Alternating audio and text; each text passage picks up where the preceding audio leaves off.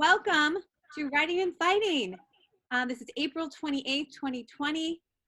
We are winding up class. We've actually added a few this week because unlike normal semesters, we don't want to end it because this conversation is so exciting. We're getting to talk to unbelievable people and the support has been wonderful. So first I'm going to introduce Josh Gross of The Athletic. And then I'm also going to talk to Joe, Nolan, and Brian Siskind of the Art Fight podcast. And I'll also explain there are other many jobs and work that they've done, especially in the art community.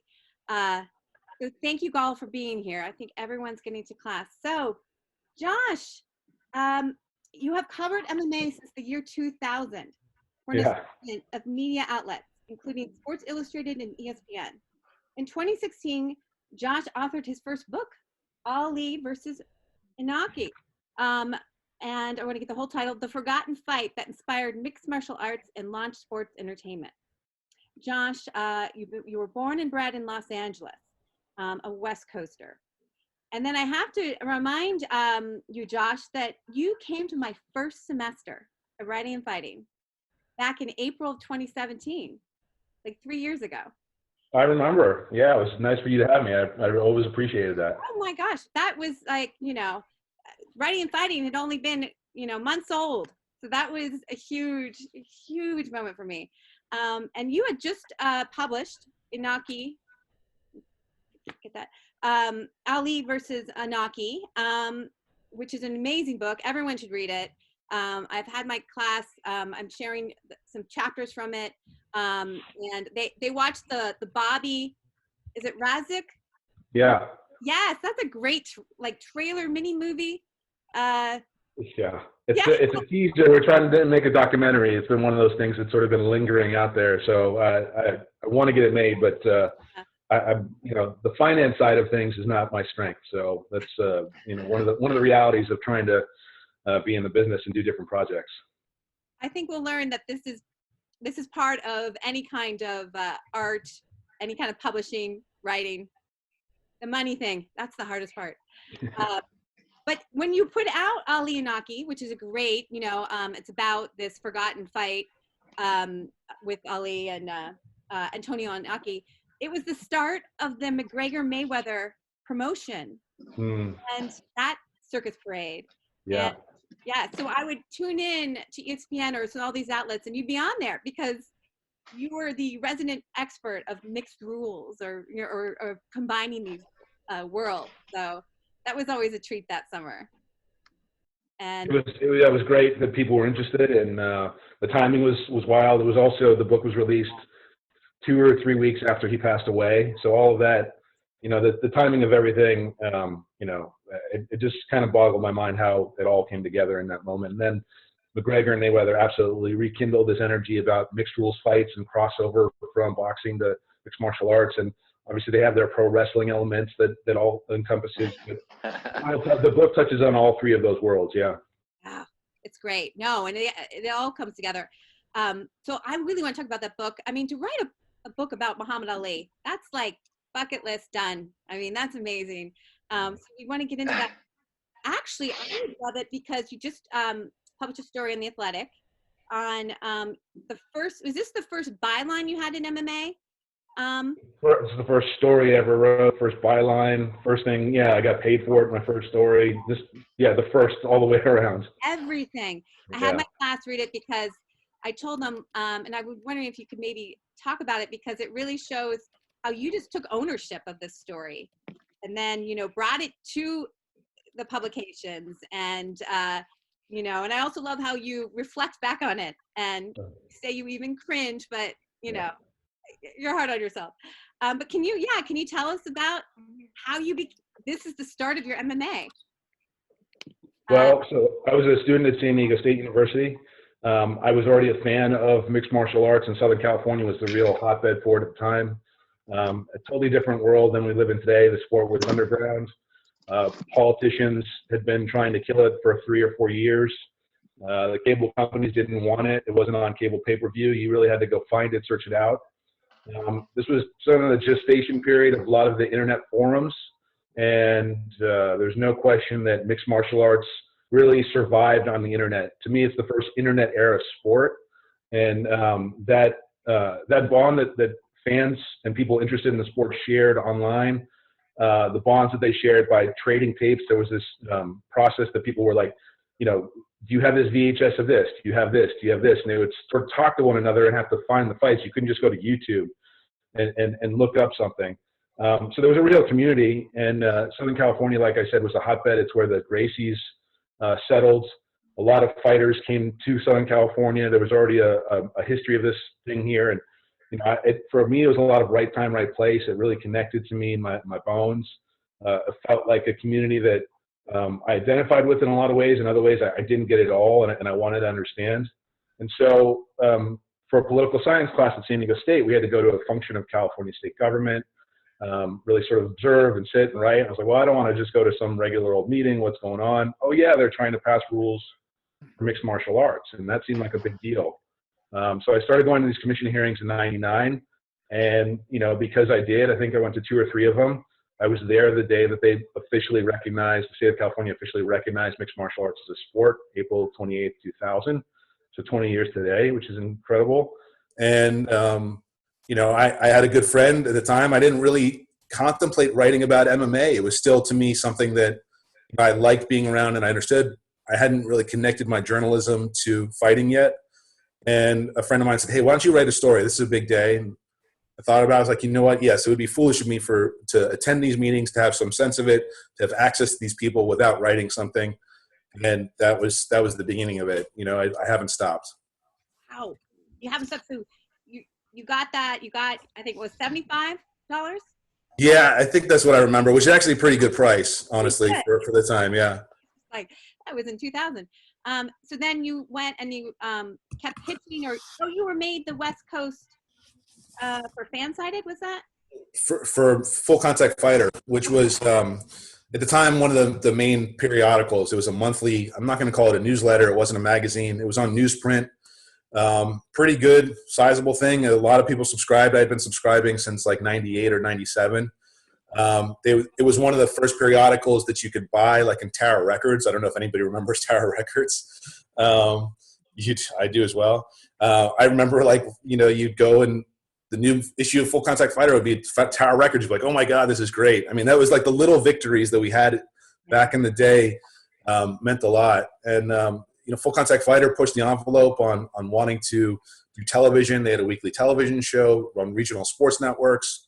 And it was the first real sense of, oh, here's a media outlet that's trying to do larger things. And thankfully I was, in a position where they said, hey, we need someone to cover these events. So there was a lot of fights in Southern California. I started covering events like King of the Cage and the IFC and all sorts of things that were on tribal lands in the state here. And before I knew it, first started covering April 2000. By December 2000, I'm in Japan, at a Pride event. Yeah. And it's like, some of it was initiative. I was fortunate, I could be able to go to do these things, but then it just sort of rolled over. Yeah. That, the work was getting more work. And, I fell in love with the world and writing about it and got to see some incredible fights along the way. Wow. So, yeah, I don't know how many months, like 8 months, 10 months later, you're in Japan. Yeah. What were your friends and family, if you were thinking journalism, but not necessarily sports journalism and not necessarily combat sports journalism, what were they thinking about this? I think my mom was happy that I found something I liked, quite honestly.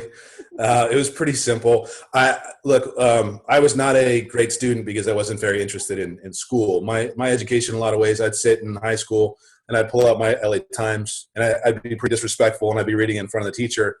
I don't recommend that for anybody. It's not the smartest thing to do, but that's how I sort of picked up and learned. And how I felt comfortable is like, oh, well, I think I really love this journalism thing.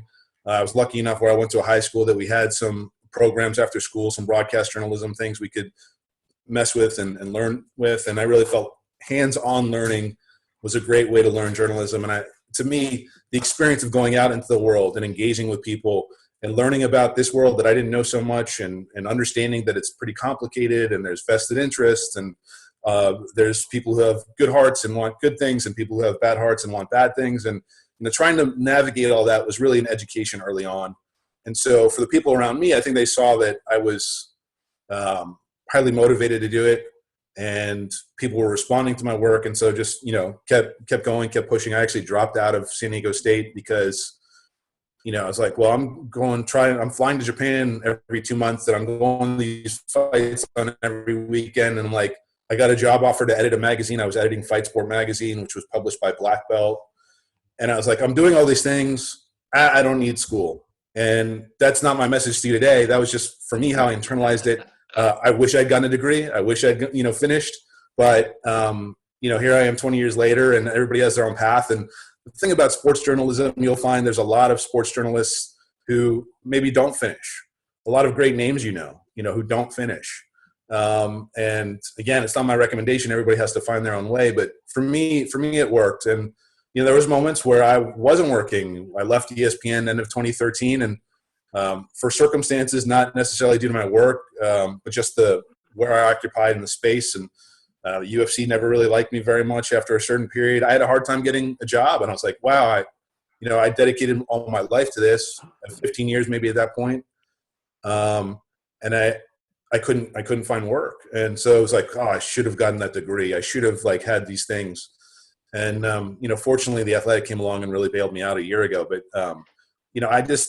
it was the path I chose, and the people in my life supported me. And, I'm always grateful for that. Oh yeah. And you were at The Guardian a year ago, right? So I was freelancing for The Guardian from 2014 to about 2019 when I got the job at The Athletic. One of my early editors at Sports Illustrated was Brian Graham. He ended up becoming the assistant sports editor for The Guardian in the U.S. And so I guess from that, I would say, if you hear me say that, maintain relationships with people. You're going to meet a lot of people along the way. And I don't mean just maintain them from, I have to keep my contacts up because maybe someday I'll rely on this person. There is a real dynamic with the people that you're working with, and you can't work very well if they're not working very well. And you have to have sort of a synergy between you two. And people will remember that. People will remember that, and you can come knocking on their door at some point down the road, and they'll be happy to come work with you because they know what you can produce. So, just do right by the people you work with, and, things will work out that way. Well said. Thank you, Josh. And thank you for your candid, honesty. And, I think what you're saying to my students is, this is the path. But I do think that you took you had the persistence, and you also knew what motivated you. Right. And, I think that a lot of times we think we do what we're told, and we do the path we think is the safest. And actually, if it's something that really compels you to do, go for it. And also be authentic, because that's what I also think a lot, what I see in the MMA media, you don't necessarily have to agree with all these colleagues that you've kept in your network. I think they actually appreciate you because you guys have your own feelings and attitude, and develop that voice, which I definitely know. Like when I look on your Twitter, Josh, I know I'm getting Josh Gross's opinion. And yeah, for better or for worse. That's great. This is so great to kind of go back through. Was there a moment that sticks out? You lived in Japan, right? I never lived in Japan. I traveled over there a bunch, but never lived there.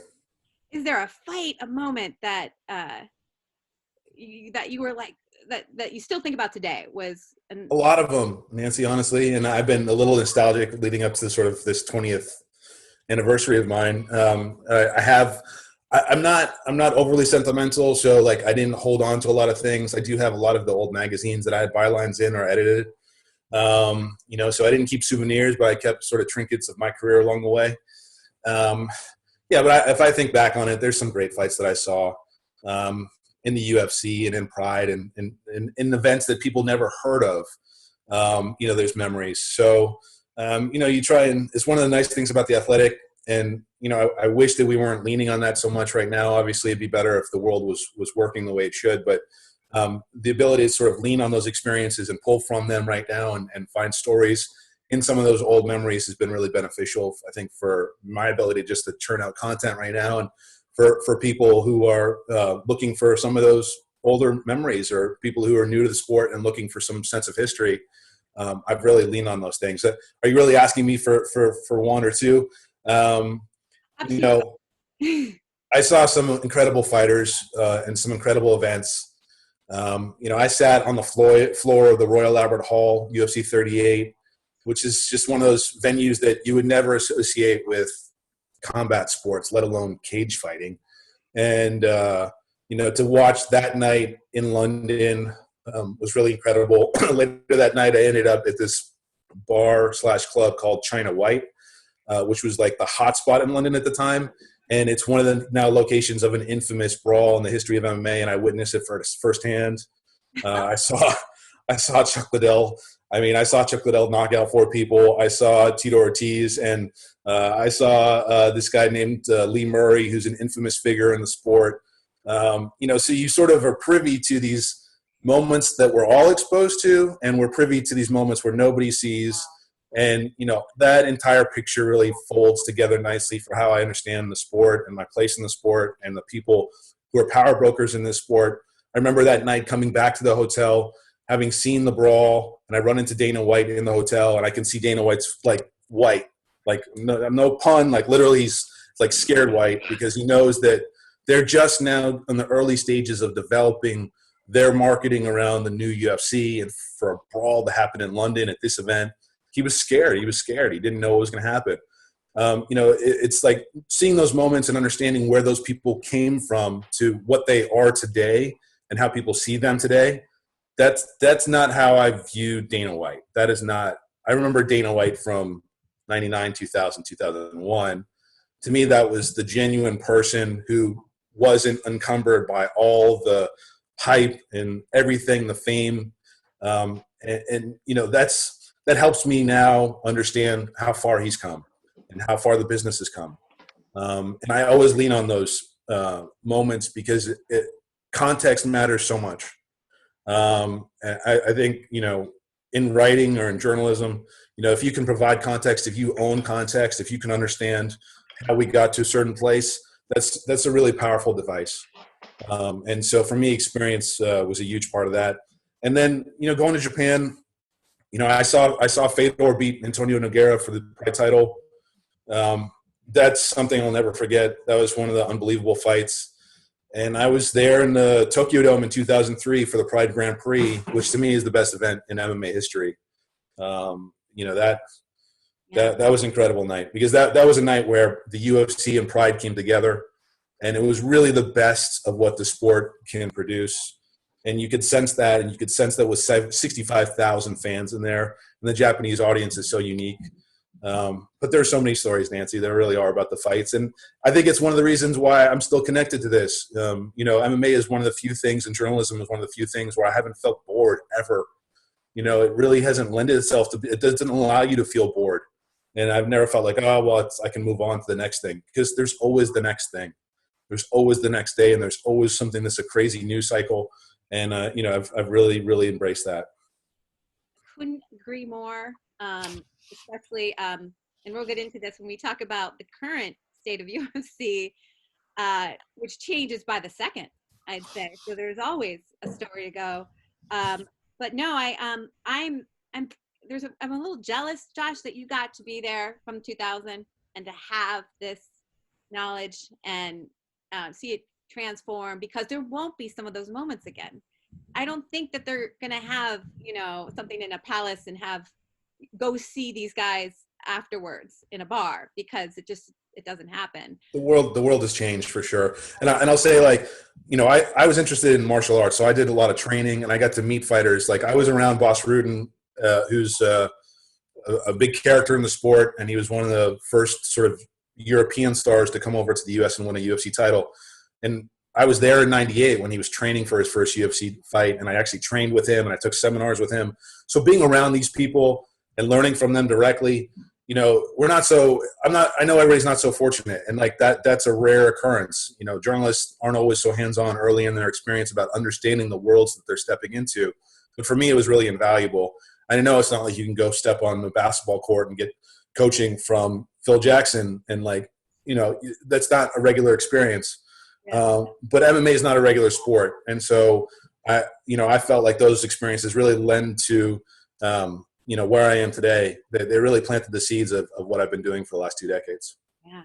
So, real quickly, how long have you been involved in MMA? Because that predates the 2000 article. Yeah. So Yeah. I mean, as a fan, like the first real experience I have of watching a UFC was New Year's Eve, leading into 1996. They would do these best of year shows on pay-per-view. And I was aware of it. I think any red-blooded American male my age like had heard of Hoist Gracie and sort of heard of the UFC.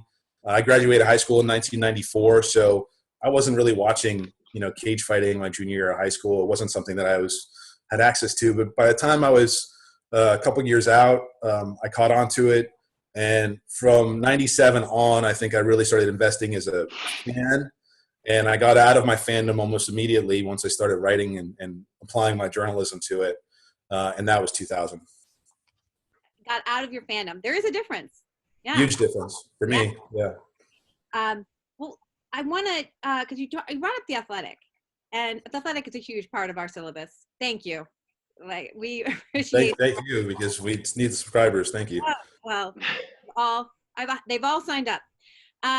Now, tell us what that's like being on a subscription. We've heard from Dan, as the editor. How about, since you've had all this experience previously in different types of, you worked at a paper, you worked at ESPN. Can you explain what it's like at The Athletic? What's great. It's honestly the culture of the company. I've been lucky, like you said, to work at some really great places, ESPN and Sports Illustrated. And before that, even just in my own little MMA experience, I was executive editor of SureDog.com for 4 years. And that was really one of the major media outlets that was driving the growth of the sport. SureDog partnered with ESPN in 2007. We were the first giving content over to ESPN. Excuse me. So, everywhere I've been, I feel like really the culture's been good. And sometimes I've had more say over what that culture is like than other places. And clearly I'm just an employee at The Athletic, but it is one of the most transparent, open environments that I've ever worked with. I think the priorities are really, really there. It's for me, like I said earlier, it was a lifeline. I needed a job really bad, and it came out of the blue. I had such difficulty writing about MMA at the time that I was actually starting to cover a lot of soccer. Mm-hmm. And I was writing for some local papers out here, the Southern California News Group, which was like the LA Daily News and the Orange County Register. And every paper in Southern California that wasn't the LA Times, I was bylined in covering this soccer team out in LA.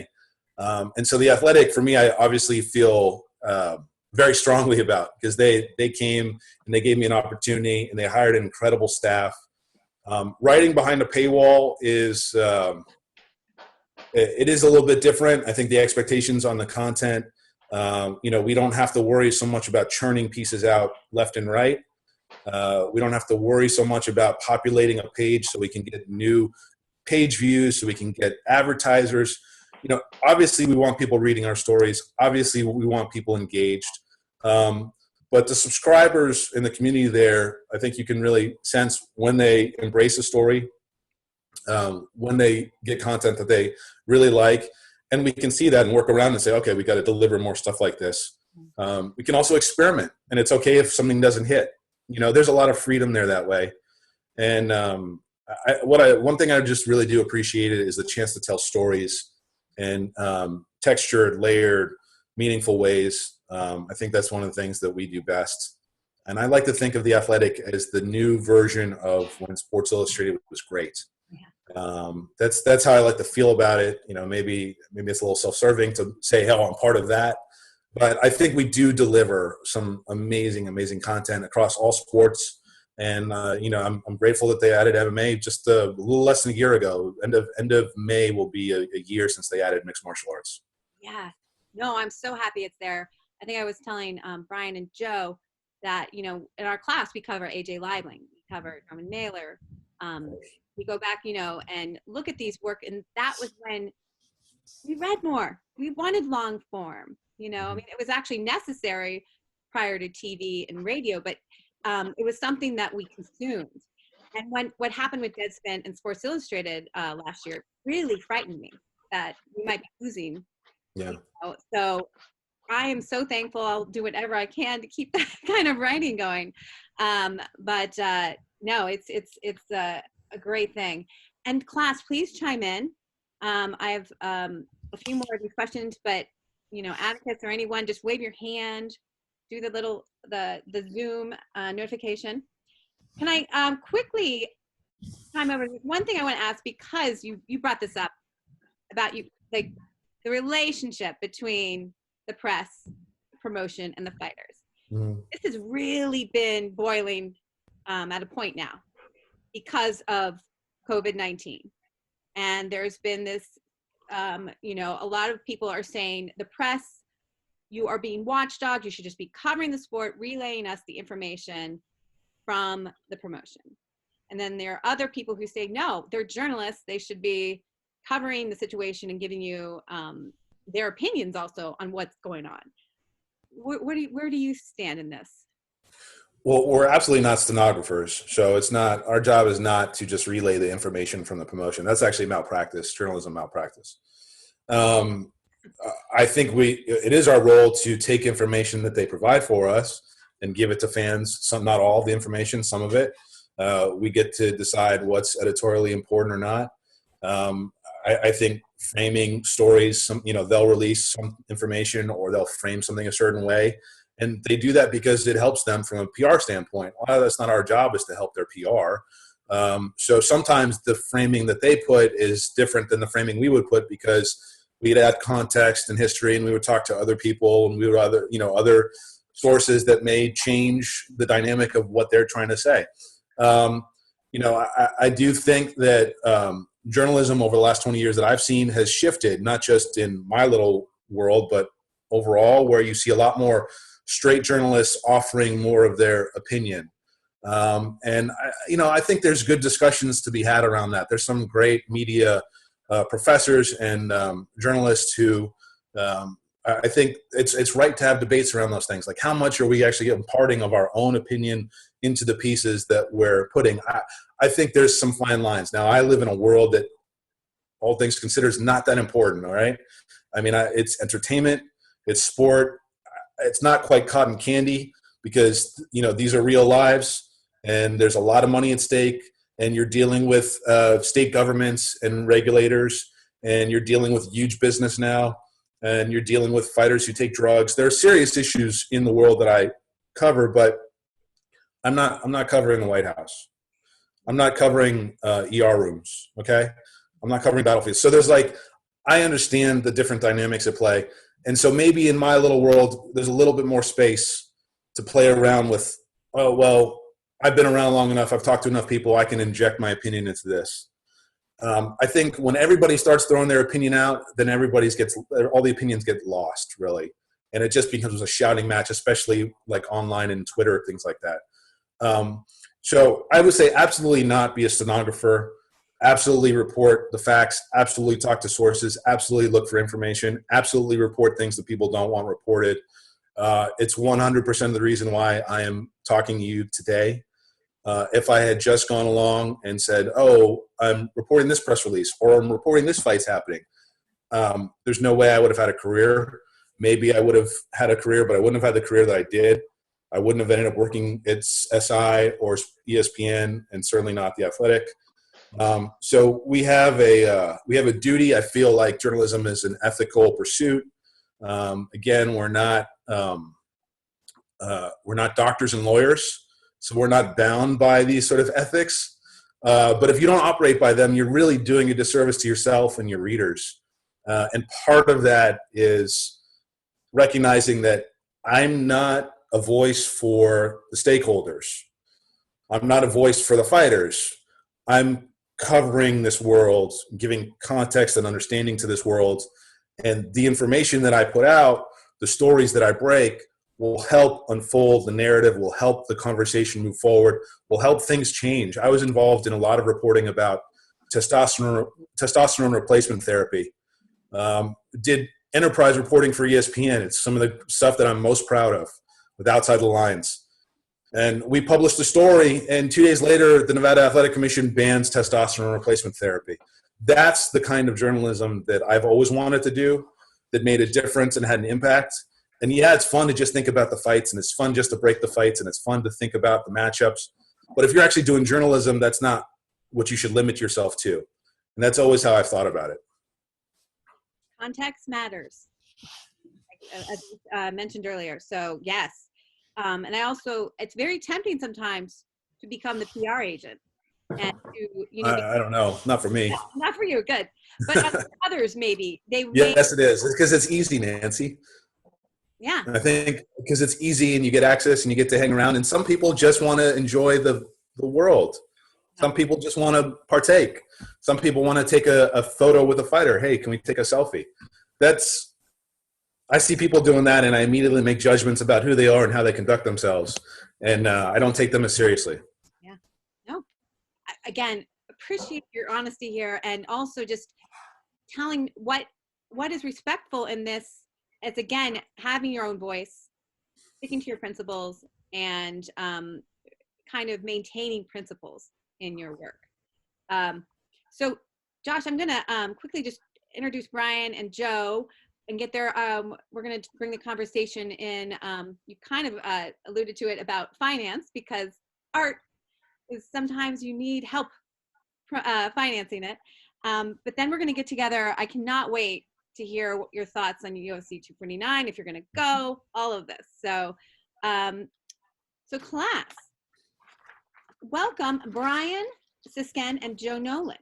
They co-host the Art Fight podcast, which features discussions that brings together artists of all stripes in combat sports fighters and media in a weekly format. Quickly, Brian specializes in unique immersive films, original music, soundtracks, and creates authentic content. His films have been featured on NBC, CBS, ABC, NPR, and in film festivals around the world. And his drone work has been voted best drone filmmaking by the Nashville scene. And so he's also had music heard on Grammy-winning records and in ad campaigns, including American Express and Adidas. Love to know what those are. And also, speaking of the drone, Brian, can you have one that goes over the is it the ViStar in Jacksonville? In Jacksonville. UFC 249. Oh, gosh, right. There. Actually, can you send it now so we can get an idea of what's going on? Yeah, I don't want to be anywhere near that. I know. All right. Moving on to, I want to introduce Joe. Let's see. Is Joe here? Oh, yes, Joe. You're right there. Of course you are. You're Mohawk. I can see it. Joe, telltale signs have turned up in music, visual art, journalism, poetry, fiction, video, and film. A double Gemini, his interests range from fly fishing to the pharmacology of feminology, from Mississippi to mixed martial arts, from chaos to counting angels and the heads of pins. You have finished recording your third album, Blue Turns Black, in Nashville, Tennessee. So welcome, Josh, you're in LA. You guys are coming to us from Nashville. Can I ask how, just to start off, how is Nashville doing? Go ahead, Brian. Nashville is doing okay. I mean, it's definitely made of its own unique challenges. We have so many people that are musicians, artists, creatives here. And so I think that everybody's scrambling a little bit and trying to open up their thinking about what it is that they do a little bit. But otherwise, we're okay. We're safe, and we're happy, and we're grateful for that, and cheering for all the people that are working so hard to make us safe. Yes, here. And you guys had the tornadoes. That was in January? Yeah, that was a fun little preamble to the pandemic. It was like a little warm up there. So that was nuts. I mean, it was a prison that was built in the 1890s of limestone is about a half a mile from my house here.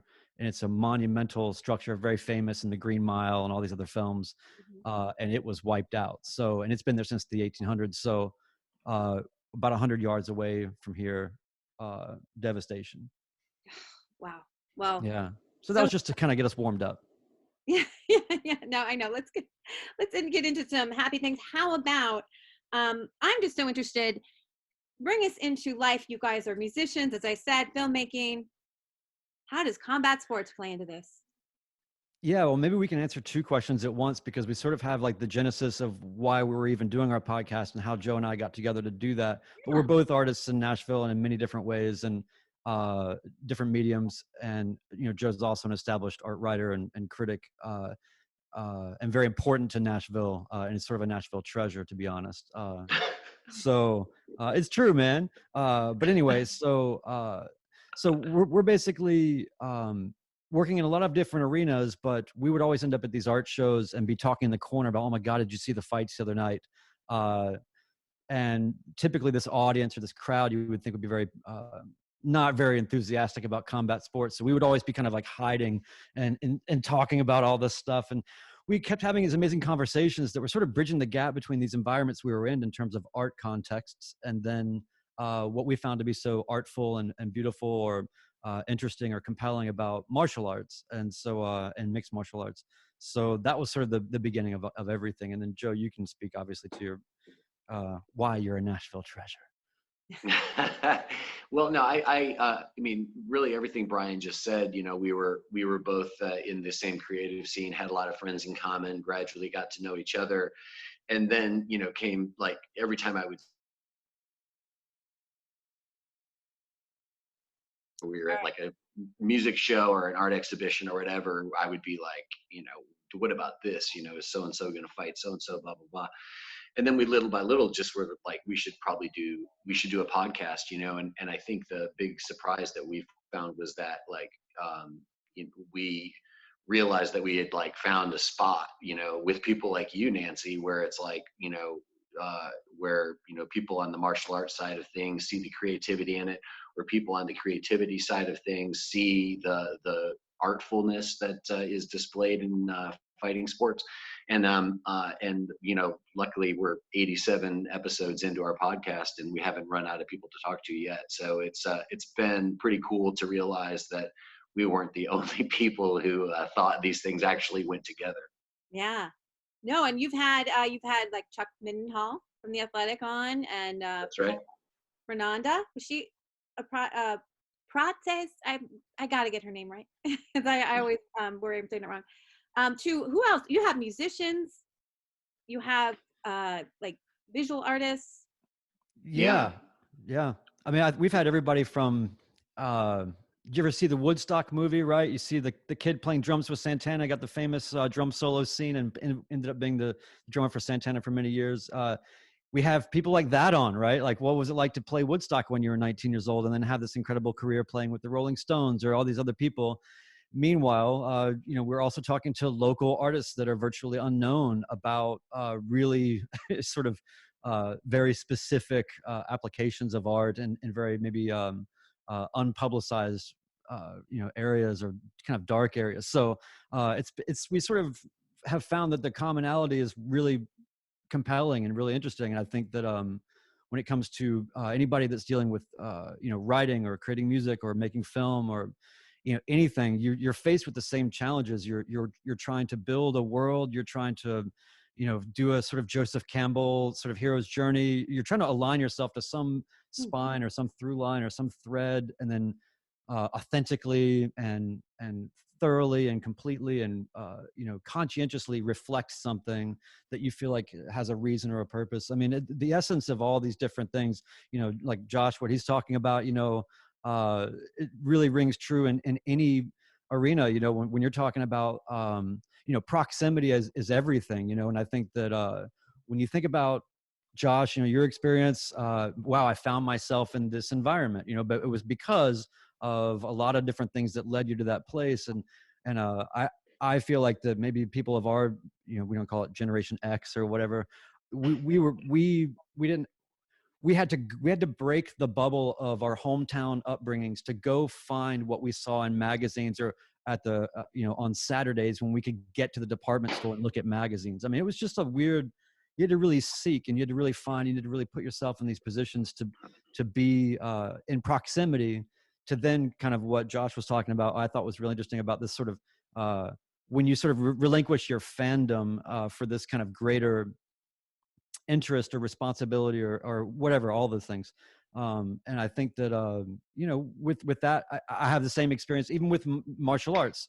I just kind of emailed some people and said, can I photograph your promotion?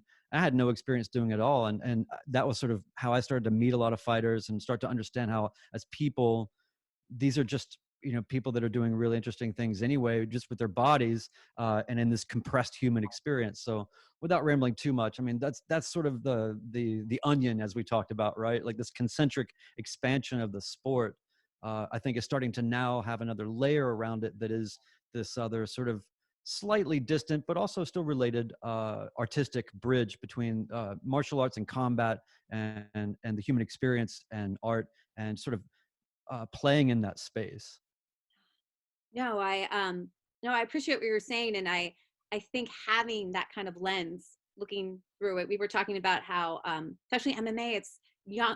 The sport, you can really get a sense of the history, unlike boxing, which is just so big, and so you can, and we were saying you can start to see the main players, the different visual, like if you were looking at a visual type of artistry, or you can really understand it. Can you really quickly, because we have young students, and you mentioned about how to being kind of this creative arts, a writer, you have to, you said leave your hometown and stuff like that. Can you guys tell us really quickly, we're kind of getting crunched up here, maybe some advice, but also maybe your experience of like how you made that decision to be an artist? I know it's a huge question, that I told you to be brief. Oh, yeah. Well, I think for me, it was like you alluded to that question last night in the email you sent us, and it made me think about that a little bit. And for me, it was just a thing where I did lots of creative stuff as a kid, like many kids do. I think looking back on it, I had a certain knack for things, you know, even as a young kid. But when I was about 15, I started playing guitar. And as soon as I started playing guitar, I didn't want to really shred the guitar. I was like wanted to turn it into songs. Like that was my first instinct, was like, oh man, if I can play this, I can write a song with it, you know? And really, even as a young, you know, like maybe my sophomore year of high school or something, writing songs, I realized that it was like, man, I'm going to want to do this like for the rest of my life. And at that age, I had never felt that way about anything. You know what I mean? There was lots of stuff I was interested in and lots of stuff I tried out. And I was relatively, you know, had a good stick to it kind of attitude, but who knows? You never, it was a brand new feeling to feel like I am never, ever going to want to stop doing this. And I think that, you know, made me feel like 2 or 3 years later, like, when I was in college, you know, and, you know, enjoying my college experience and getting an education and things like that. But in the back of my mind, I was like, I knew that I had no intention of like going on a job hunt after college. Like my intention was to figure out how am I going to be able to pursue my creative life, you know, and for me, that also involved, you know, moving to Nashville. I was born in Detroit and lived in Southern Michigan until I graduated from Michigan State. So there, yeah, you know, part of it was that sort of journey of like committing to, you know, leave your hometown essentially, you know what I mean? But a lot of it was just that. It was me feeling like, you know, I found something that I never wanted to stop doing. And to me, that was worth sort of building a life around, you know? Yeah. Ryan, do you have and to add with your story? That's great. Thank you, Joe. You're welcome. Oh, you want my story real quick? I'll give you the brief version. It's sort of I grew up in North Carolina playing music. I was a drummer. I was very interested in being around the best. So back then I called my favorite drummer at the time, the guy I actually was talking about earlier, this guy Michael Shreve. I called 411. That's a thing where on old phones you would get people's phone number. But anyway, I called 411. Of course, you know, he's listed, right, for whatever reason. And then, and so I just cold called him at his house and was just like, hey, you don't know me, but here's the deal. And 2 weeks later, I moved from North Carolina to Seattle to become his sort of apprentice in a way. And so I learned from him for years there, and got introduced to, that was in the way that, like, if you're meeting legendary fighters or writers or anybody, for me, I was meeting the drummer, John Coltrane's drummer, and Miles Davis's drummer, and realizing that when I'm around this level of greatness, these people they're talking about baseball. They're talking about, like, they're not talking about the chops of music and time signatures and getting gigs. They're talking about everything else. And I think that I learned really quickly in my early 20s that there's just something deeper that runs through these pursuits, So anyway, I did a lot of music. I came to Nashville in the mid 90s, produced a lot of records, recorded a lot of records, did a lot of music related things, always tangentially doing technology work and photography work and other types of creative things. Eventually got into doing fine art, as well as music, and all these kind of lines started to blur. So for me, I've done, site specific sort of art installation, sound pieces, or I've done concerts, or I've done, played with a lot of different groups, or I don't know, I've been in a lot of different audience situations, and then been a part of a lot of different projects. Then, in my 30s, I kind of went through a renaissance. I decided to go back to school for fun. So imagine you guys, right, that are in this class right now, like, like this is what you're doing for fun. So when you're in your 30s, you'll realize, like, this was awesome. I'd like to do more of that.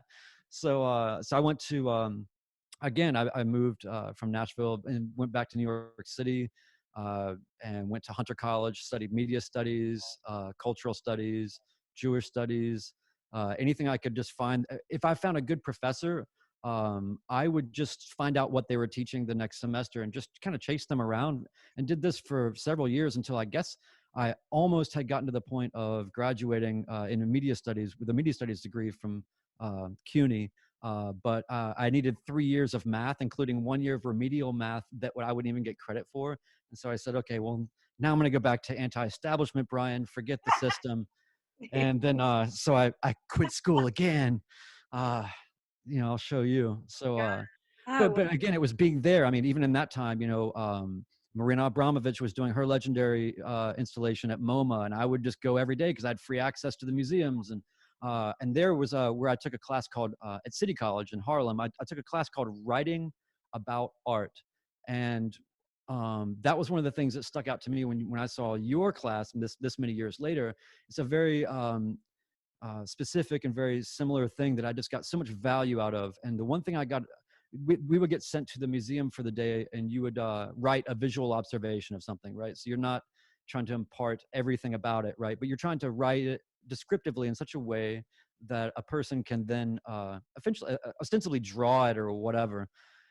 I got so much out of that class, and really, really enjoyed it. And so to see this class, it makes me wish that I guess really I could audit it, right?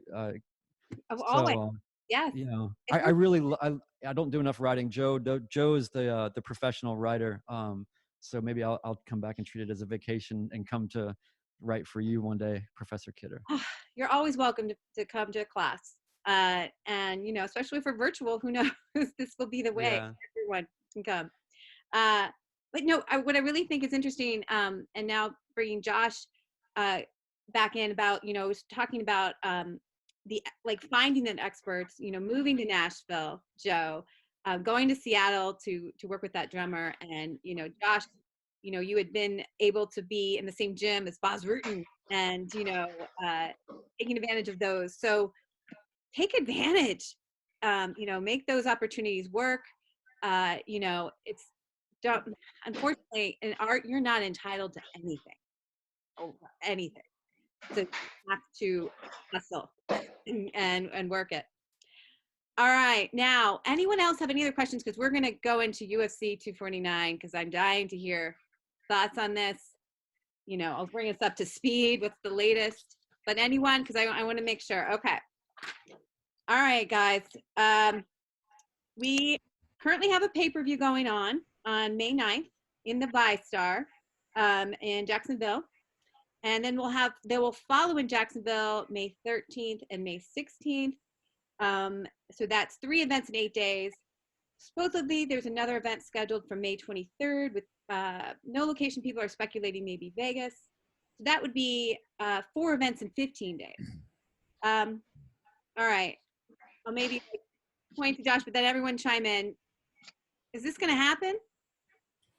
Yeah, no, I don't. I'm not a fortune teller. I don't know. I would say chances are better than the event that was supposed to happen on the 18th of April.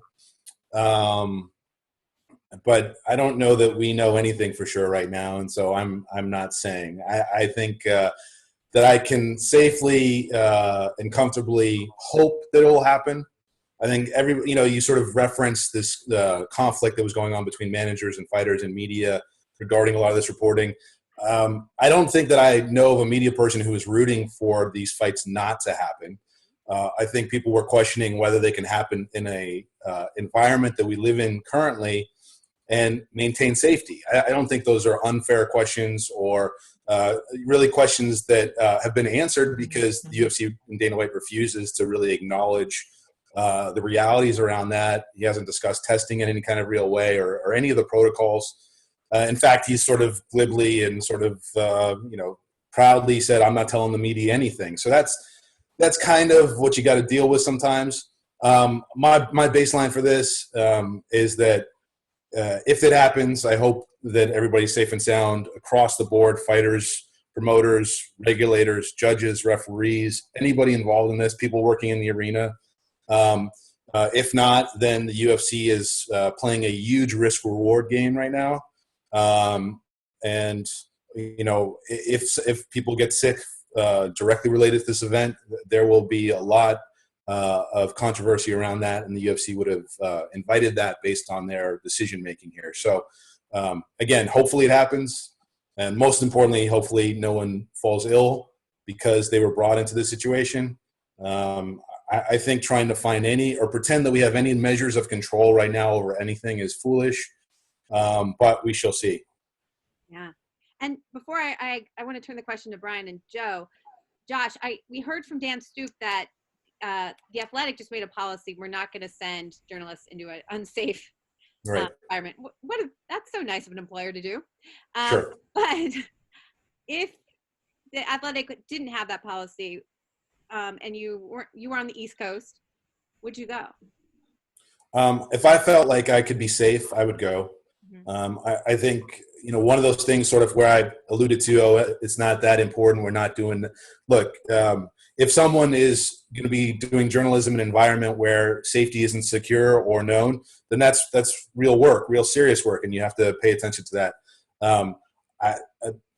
As a tangent, like I haven't been credentialed access-wise to UFC in 15 years, which is insane. But if they turn around and say, "Hey, there's a pandemic, you want to come join us?" I probably do that, but my employer is saying we can't, and so I don't have a choice in that. Stranger things could happen, Josh. They could. Sure, they could. Yeah. And Brian and Joan, what are your thoughts on UFC? Can I actually preamble this with one thing? When we last talked in December, we came on, you guys did a nice show to promote the American University MMA media panel. And we talked about, and Josh, Khabib and Ferguson had just been announced. And I think I asked Brian and Joe, like, "Oh, who do you guys have?" And you told me Nancy signed up the curse. And I'm sorry. I tried to do some anti-jinxing, but I actually invoked it. So, so who would have thought when we talked in December we'd be here? But what are your thoughts on everything that's happened or what's potentially going to happen? I feel like, I agree with Josh. Sean Al-Shadi on the Man and the Myth podcast said, had some good insights into this recently on a recent episode. But I don't really think there's anybody, fans, media, even the fighters or even the UFC. I mean, I think everybody would love to see the fights happen for one reason or another,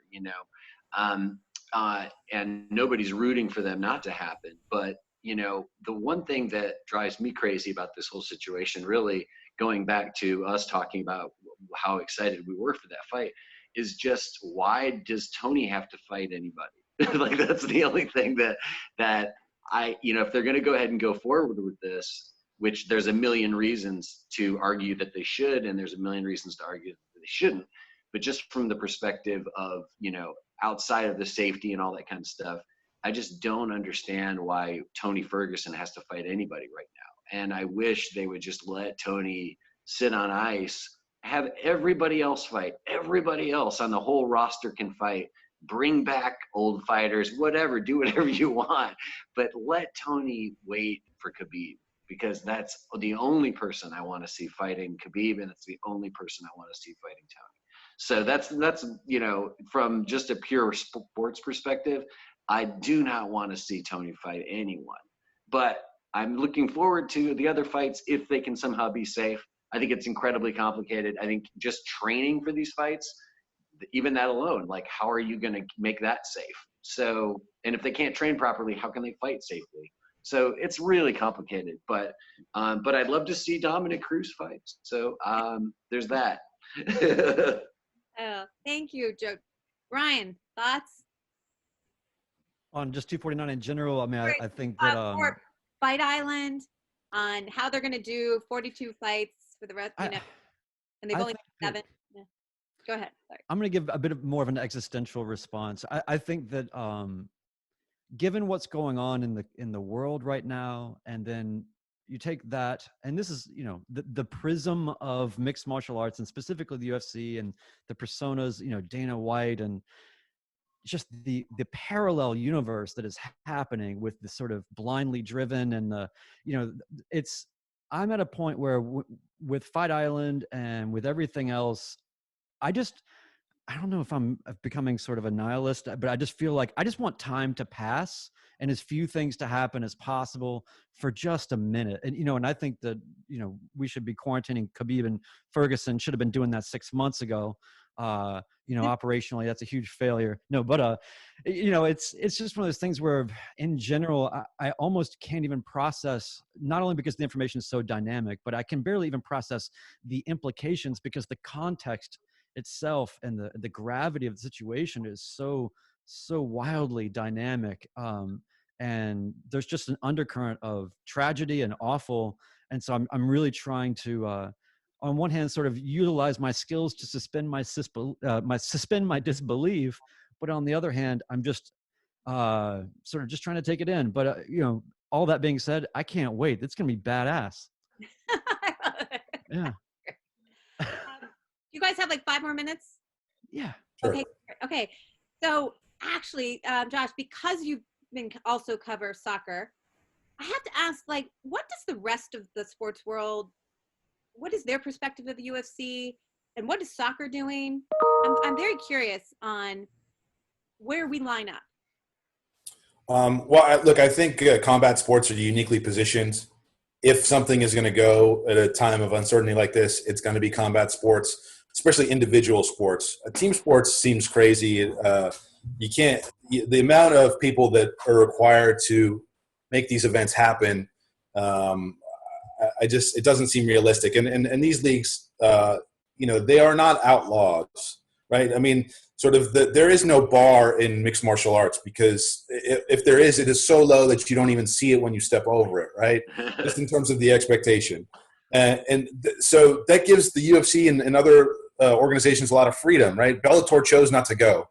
They are directly tied now to major conglomerate Viacom, CBS. That was a corporate decision. The UFC doesn't care about that. Now they have corporate sponsors, but they want to go forward no matter what. They got financial markers to hit. This is a bad time for their ownership group, Endeavor, and they need to go. They need to get these events done. Relative to an MLS or an NBA, I think we see these leagues take real measured positions. They have to. I think there's some sense of, I don't want to use the word decency, but just some more of like, hey, we're actually like part of this global community, as opposed to the UFC MMA mentality is, we're outlaws, we're plowing through, we don't care.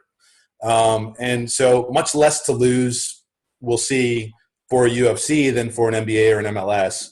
As far as I know, most of the leagues have shut down. MLS continues to shut down. They won't let their athletes train in training grounds, and the games themselves aren't scheduled for a while. So I think it's a big wait and see on any team sport, league sport. But again, combat sports are really uniquely situated to go 1917, 1918, 1919. They were still boxing. They were still boxing. Still And boxing. so, now we're in a different era. It's really not for huge crowds. It's for streaming. It's for TV audiences. And, they can do that, it seems like, as Brian referenced and everybody referenced, extremely complicated, extremely dynamic situation. The prudent thing would seem to be safer than sorry in all your decision making. But that is not the ethos of the UFC. And that is not how they've operated ever. And they have battled forces that have been trying to shut them down 100 different ways for the last 27 years. And they don't care. They keep pushing forward, and that's what they're doing now. Yeah. I have a question, thinking about, we have some college athletes here. And, this is really close to home for them. I know that there are TV rights with some colleges, not American. We don't have a football team. Do you see them having that pressure? Possibly. I mean, universities are kind of dealing with this pandemic as well, that they might try and get some sports going in the fall. I don't know enough to say. My gut says no. If football doesn't happen, then nothing else happens in college sports. Football funds most of the college sports programs around the country. So how are you going to have football game in Georgia right now? You're going to get 80,000 people in Alabama. Like, I don't think so. So it seems unlikely. But again, a week feels like 10 years at this point. I don't know what it's going to be like in September. But I would say probably not. But again, I'm kind of always like, on the side of, yeah, it's going to happen. I feel great about it, or no, it's going to not happen. I'm always kind of more of a cynic in those ways. And so that's the way I lean. Yeah. No, my students know that I'm usually so nervous before, or just a regular fight, non-pandemic, because of weight cuts and other kinds of issues going on.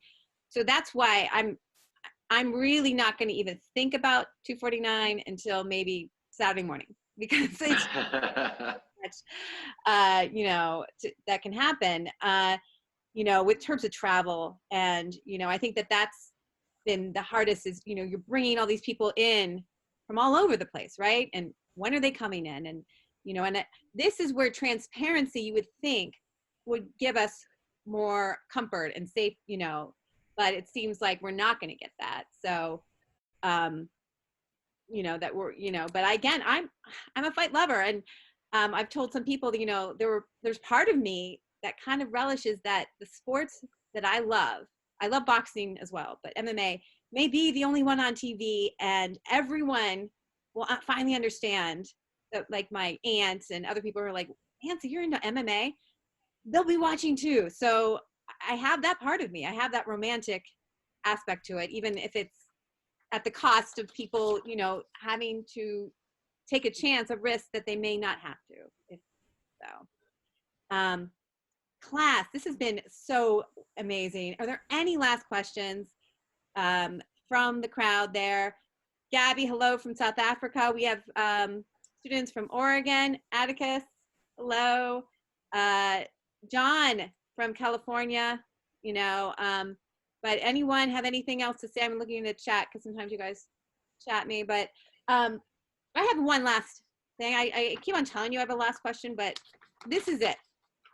Any suggestions for writing, for music, films, because of not having the live fight content?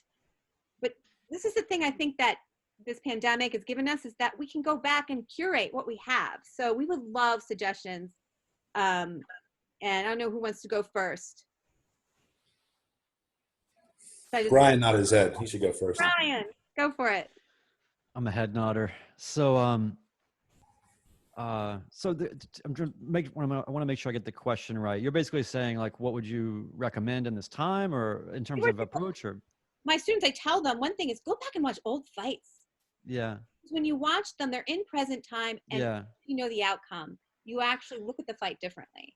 And so, and ESPN's been giving us some great fights on there, or YouTube. You can find so many. So yeah, I think it's a good time for taking stock and perspective and pause and a little bit of reflection where possible. I mean, so we're always so consumed with moving forward and the next thing and the next thing and the next thing. And that's a good thing, right? But we're afforded a particular luxury, I think, right now that, I mean, it's definitely done me well. I have like a documentary that I've been kicking around for about almost 2 years that I'm finally able to get into. But I will say this, though, the challenge is if you have existing content or work or anything in progress, the prism through which all of it is seen is entirely different now, because things you thought were important or of the highest priority or effect in perhaps a written work or whatever it is, it's very different now. And it's very, I've been able to quickly see that work that I've done in progress, I'm going to have to modulate in some way in terms of its voicing or its approach or how it feels or something, because it's just not the same. So this, you know, it's easy to sort of in a linear sense think like, oh, we've got time now to go back through the archives. I think that there definitely is truth to that. And I've had value in that. And I've been able to sort of also just kind of get organized in new ways that I've always wanted to do, or getting certain other things set up. But I think that it's a weird time right now because, you know, like Josh is and everybody's saying, you know, it's clear, right? Like everything's changing. Every week is a year. So keep that in mind. I think it's a healthy time to treat everything as an experiment. That includes what you're doing with your life. That includes whatever your energy is going towards. I think that people should really see it as an emphatic time of potential either liberation or doubling down on what you've been doing or whatever. But I mean, you're in this kind of state of suspension, and I think it's a good time to look at that. And you know, I mean, I've seen very accomplished musicians doing, you know, all of a sudden they're finally realizing their sourdough bread purpose, you know, like whatever it is, you know what I mean? Like it's a great time to experiment and not feel like you're locked into anything. And I think the great thing about your class and what you're doing, Nancy, is just that the tools that everybody's getting in your class are things they're going to be able to apply and use in any other facet of their lives. And you're going to have that much more confidence when you're writing that resignation letter to the boss that you hate in 10 years, that you want to go and change your life again and do something else. And you're going to know exactly how to voice it and where to be assertive and where to, you know, where to be passive, no lawsuits, you know, whatever it is. So I just really appreciate you and your class and having the opportunity to come on, and I'll hand it around to everybody else. Thank you, Brian. How about, is it Josh or Joe? I didn't actually, I had sort of a little bit of a lag on my side when you asked the question. So could you repeat it, please? Your most embarrassing moment. No, I'm just kidding. No, it's what I was saying, you know, that I've given advice to my students to watch old fights because it's time and they're great, or watch an old movie, or there's some writing that that you kind of have given that you recommend for my students. Oh, yeah. I would say, let me do two things. One thing would be a former guest that we've had. Actually, we've had him on the podcast twice, named Matthew Polly, wrote the definitive, exhaustive biography of Bruce Lee about, I guess it probably came out about 2 years ago now. And like, this is the book to read if you want to know more about Bruce Lee. And if you want to know more about MMA, you should know more about Bruce Lee. In many ways, Bruce just plot line of Enter the Dragon, you know? So it's like, no matter how much the sport evolves, it always seems to come back to Bruce Lee in many ways. So I would say that book it's a big ass book too. So if you're down for 3 or 4 more weeks stuck at home, you'll have plenty of reading material. The other thing I would suggest is that Bruce Lee's, I don't know if it's all of his movies, but like about 5 of his films have just been added to the Criterion channel. So if you go to the Criterion channel, you can do like 30 days for free if you don't already subscribe to that.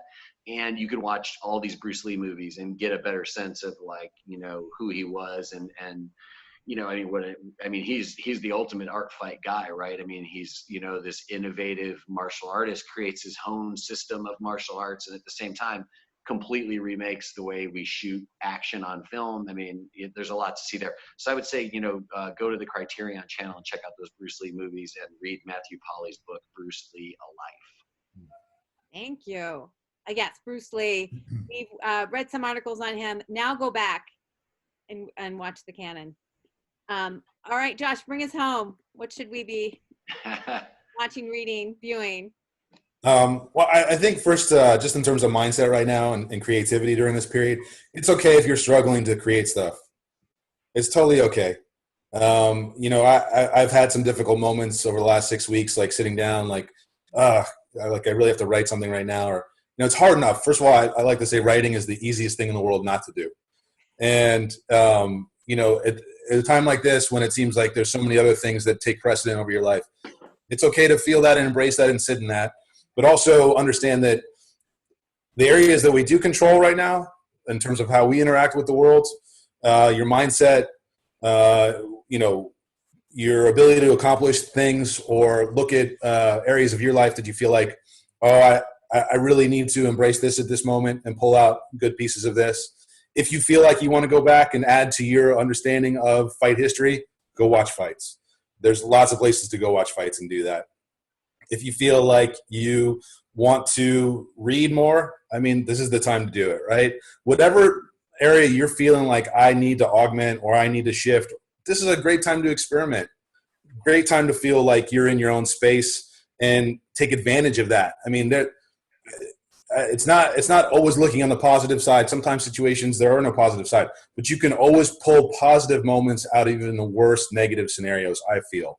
And we're all living through this together. We all have to sort of work as a community and come out of this together, but we bring our own energy to it. So whatever it is you're doing, whatever it is you want to dedicate your life to right now, and I'm not talking about like diving in and this is what all you're doing, but understand every particular moment has a meaning at this stage.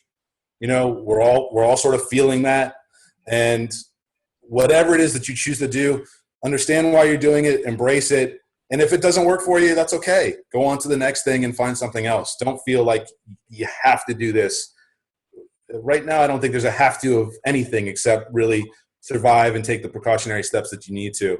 And that's what I would say. I don't have a great suggestion like the Bruce Lee, although in my book, if you read my book, you'll know that Gene LaBelle says that Bruce Lee is not the great mixed martial artist that we all know and love, and that Gene LaBelle hoisted Bruce Lee over his head and was doing bench presses with him. So I love Bruce, and he has a great history, and a lot of people he was a huge motivating factor for. But again, there's always the counter side to everything and someone else's perspective. And maybe trying to step outside of your comfort zone and understanding perspectives that may not be largely thought of and accepted is a good space for us to be in at this point. Excellent. Thank you, Josh. I appreciate that you're saying also don't feel compelled to do something extremely creative, because I think all of us have a constant strain of uncertainty and anxiety. And you're right. The fact that we're here in class, it's wonderful. And to that, and you guys, thank you so much. We've been virtual since March 20th, and I think left school, it was like March 9th during their spring break. And, being disrupted in your college, all of us have been disrupted, but you guys have helped make this, people like yourself, Josh, Joe, and Brian coming here and allowing us to share these conversations and discuss things with people of your means who've had this experience and worked in all these places. And we're reading your material, Joe and Brian, we're looking at your films, and we're listening to your podcast. It means the world to us. So thank you so much. And we all hope to meet in person someday, and that'll be tremendous. Apparently all it takes is a shot of tequila to get Josh anywhere. No, I won't do it. That was the thing. No, that was the thing. I drew the line. Yeah, no tequila for me. That my San Diego State proved that in a lot of different ways. San Diego State Days said no more tequila. You guys, I think you guys read in the paper or his article that because you did not have the tequila and you could write the article. Well, yeah, this was for me, and it took reflection, but very quickly it was the moment where I said, okay, I'm no longer just a happy observer as a fan. I am an observer as an observer, and I need to take in these people. And so it was like this dividing line of I'm holding the shot in one photo, and the next photo, everybody else is taking the shot. I'm still holding it, recognizing I don't want to do this. I want to look. And so, yeah, I think making choices, that's kind of what I was saying earlier. We have the power to make our own choices in any particular moment. And those choices matter, and those choices will influence our energy as we move forward. So it may feel small in one particular time, but you look back on something and it's actually pretty telling about what you're about and where you're wanting to go. Well said. Thank you.